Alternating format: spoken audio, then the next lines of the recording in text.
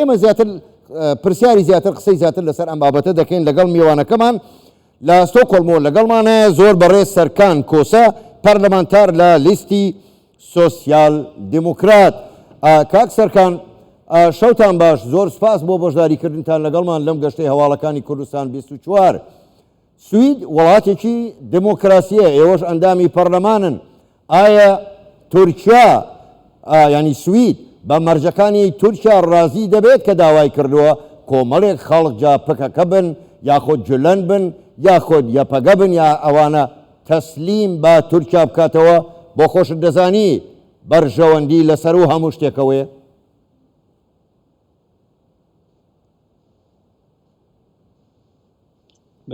برای هر تشته ور باش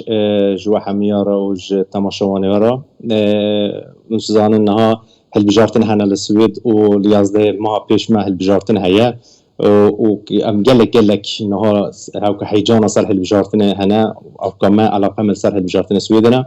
و بارچه کی ویجی مناقش السويد البته کی لسر او پروسس ناتو یوج بحث کرد و بحث مادرید کر او تکیلین السويد و فنلندیا و ترکیه او تشتێک مە بە هەورا چێکریە لەسەر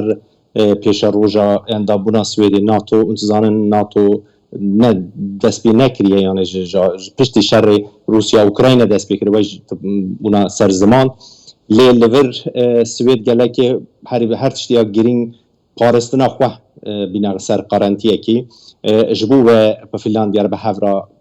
ew kir xwest bibe parçeyekî NATO û tu vê de jî elbette ki Tirkiye ji dewlet parçeyekî NATOye dewletekî NATOye û li wir tegî tengasî derxist ber ku gelek dewletê din ew pêşniyara Swêdê gelekî qebûl kir lê Tirkiye tengasî derxist û li çend esasan li ser çiştan wê ji behs kir yek wan jî li ser PKK û hetî jî li ser wa kesên ku dewleta Tirk dibêje em dixwazin we bişînin Tirkiye. Lê ez dixwazim bi kirtasî bêjim yanî ew bêjin ew ka Madrid treatment yani ew ka Madrîdê li pratikê yani ji bo dijî Kurda tiştî wirda nîne ji ber ku dewleta Swêd dewletekî hiqûqî ye û dewleta Swêdê bi hezara Kurd hene li vir û gelekî xelkê me jî bila gelek stres nekin û li Swêd tişta yani nekin ew ka wan tirsê ser wan jî çê nabe zanim gelekî wan tirsiyane dibêjin ew ka Tirkiye û bilmem NATO çi ye Swêd û bi kirtasî bêjin yani hundirê we de yek du tiştê hene lê bi giştî jî dijî Kurda tiştî wirda nîne ye. زۆر باشە کاک سەرکان تاکو ئێستا ئەمریکا و فەرەنسا پرۆتۆکۆلی بە ئەندامبوونی سوید و فنلەندایان واژۆ کردووە پێتان وایە تورکیاش وا بە ئاسانی ئەگەر مەرجەکانیان جێبەجێ نەکرێت ئەوانیش واژۆ لەسەرەوە پرۆتۆکۆڵە بکەن؟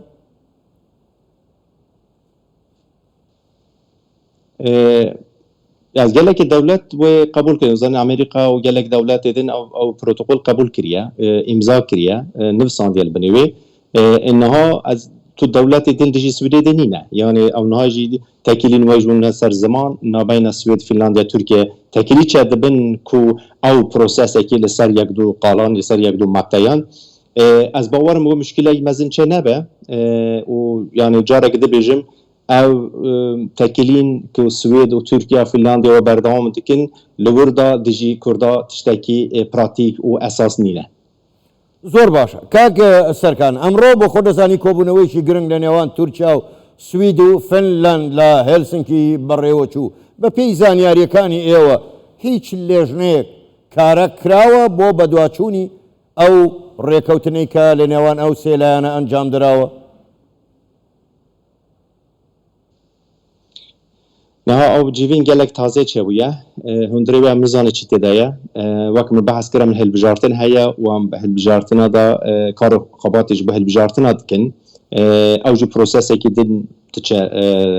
lewka hilbijartina yani ez esasî wê çi tîde ez nizanim ez nikarim ser wê şîrovekê bikim ya ji tişt navêjim lê giştî min got min giştî fikra Partiya Sosyal Demokratan got ku piştgiriya me milletê Kurd we berdewam bike Swêd dewletekî hiqûqî ye gelê me bila ew tirs çê nebe kesê hemwaletê Swêd we tirs ser wan çê nabe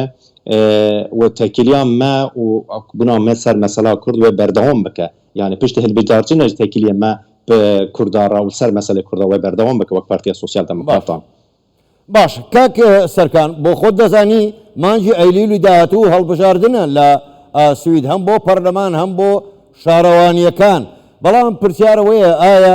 حکوومەتی دەسەڵاتدار ئەوەی کە ئێستا لەسەر حکمن ئایا هاوپەیمانی لەگەڵ پارتە چەپەکانی تری سوید ئەنجامەدەن ئەوانن کە پشتیوانیەکی زۆر لە دۆزی کورد دەکەن؟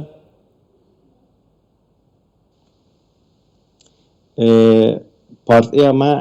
اگر پارتیا سوسیال دموکرات ول سر حکومت و بردوام بکه و من بحث کرد و تکیلی ما بالعلاقه ما بمسألة کرده و بردوام بکه لا اگر پارتیا سوسیال دموکرات و نصر اقتداره و هل بجارتن قزانج نکه احتمال که یه پارتی علی راست و احتمال که یه پارتی که و نظام پرست و بر سر اقتداره و مناجی فکریه گوتی که و هر تشتکی و دژی کرده و بردوام بکن یعنی را گله ما باش بزانه که اگر پارتی راست و پارتی که نظام پرست و سر اقتداره جبو سر مسئله کردان جبو تاکیلیان مسئله کردان تو علاقه وان حیا ایرو نبیه و بناوجی یعنی پارتی سوسیال دموکرات حیا ایرو جول فال مدا بگره حتی ایرو و مسئله کرده دا گردای بویه علاقه دار بویه و تاکیلی هنه یعنی چی بلا بنرن باشوری کردستان یعنی از بخود دیجارهاتم کردستان از طور رفراندوم بوم به ناو پارتی سوسیال دموکراتان پیشگیریان پشمرگه هیه یعنی تمثیلیت کردستان حرم لور سویده هیه و چون هاتن اما گلک هیه و بردوام بکه لترسا من هوا کو ایر پارتی راست پارتی کی ام بجن سویدیش دموکراس اصلی وی یعنی نظام پرسته ایر وا اورن سر اقتداره او مسئله کردان ترسا من کو و پاشته بچه